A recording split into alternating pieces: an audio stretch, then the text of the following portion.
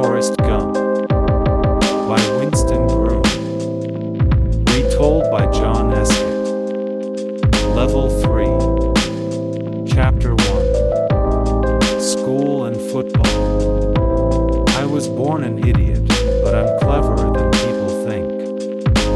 I can think things okay, but when I have to say them or write them down, sometimes they come out all wrong. When I was born, my mom named me Forrest.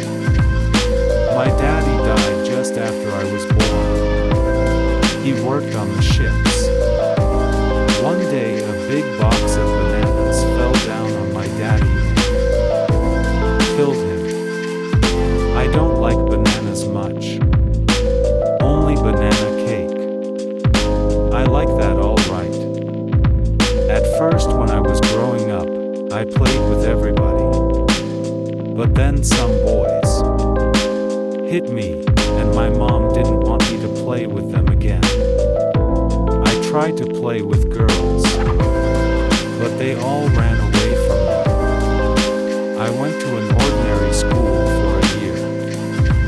Then the children started laughing and running away from me. But one girl, Jenny Kern, didn't run away, and sometimes she walked home with me. She was nice.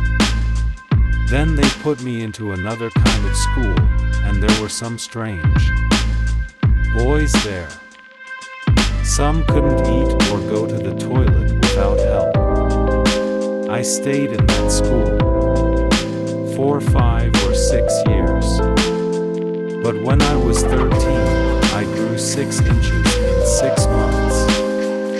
And by the time I was 16, I was bigger and heavier than all the other boys in the school. One day I was walking home, and a car stopped next to me. The driver asked me my name, and I told him. "What school do you go to?" he asked. I told him about the idiot school. "Do you ever play football?" he asked. "No," I told him. "I see other people playing, but I don't play and they never ask me to play with them." "Okay," the man said. 3 days later, the man in the car came and got me out of school. Mom was there, and they got all the things out of my desk and put them in a brown paper bag. Then they told me to say goodbye to the teacher. The man in the car took me and Mom to the new high school. There, an old man with gray hair asked me lots of questions. But I knew that they really wanted me to play football. The man in the car was a football coach called Fellers. Coach Fellers asked me to put on a football suit, then asked me to undress and dress again, 20 times, until I could do it easily. I began to play football with the high school team, and Coach Fellers helped me. And I went to lessons in the school. One teacher, Miss Henderson, was really nice. She taught me to read. And who do you think I saw in the school cafe? Jenny Kern. She was all grown up now, with pretty black hair, long legs, and a beautiful face. I went and sat with her, and she remembered me. But there was a boy in the cafe who started calling me names, and saying things like, "How stupid." Then he threw some milk at me, and I jumped out of my chair and ran away. A day or two later, after school in the afternoon, he and his friends came up to me and started pushing and hitting me. Then they ran after me across the football field. I ran away fast. I saw that Coach Fellers was watching me. He had a strange look on his face. And he came and told me to put on my football suit. That afternoon, he gave me the ball to run with. The others started running after me, and I ran as fast as I could. When they caught me, it needed 8 of them to pull me down. Coach Fellers was really happy. He started jumping up and down and laughing.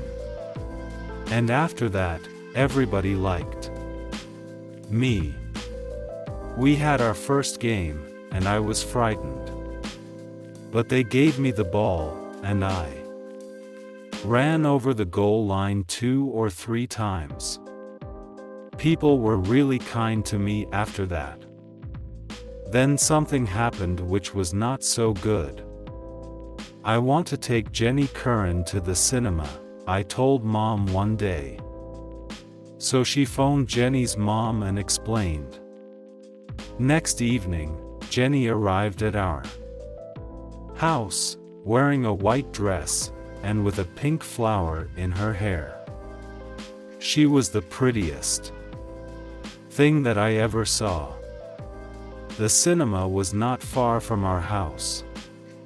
Jenny got the tickets, and we went inside. The film was about a man and a woman, Bonnie and Clyde, and there was a lot of shooting and killing. Well, I laughed a lot. But when I did this, people looked at me, and Jenny got down lower and lower in her place. Once I thought she was on the floor, and I put my hand on her shoulder to pull her up. But I pulled her dress, and it came open, and she screamed. I tried to put my hands in front of her, because there were people looking at us. Then 2 men came and took me to an office. A few minutes later, 4 policemen arrived, and took me to the police station. Mom came to the police station. She was crying, and I knew that I was in trouble again. And I was in trouble, but I was lucky. Next day, a letter arrived from a university. It was good news. If I played in their football team, there was a place for me in school there. And the police said, "That's okay with us. Just get out of town." So the next morning, Mom put some things into a suitcase for me, and put me on a bus. She was crying again. But they started the bus, and away I went.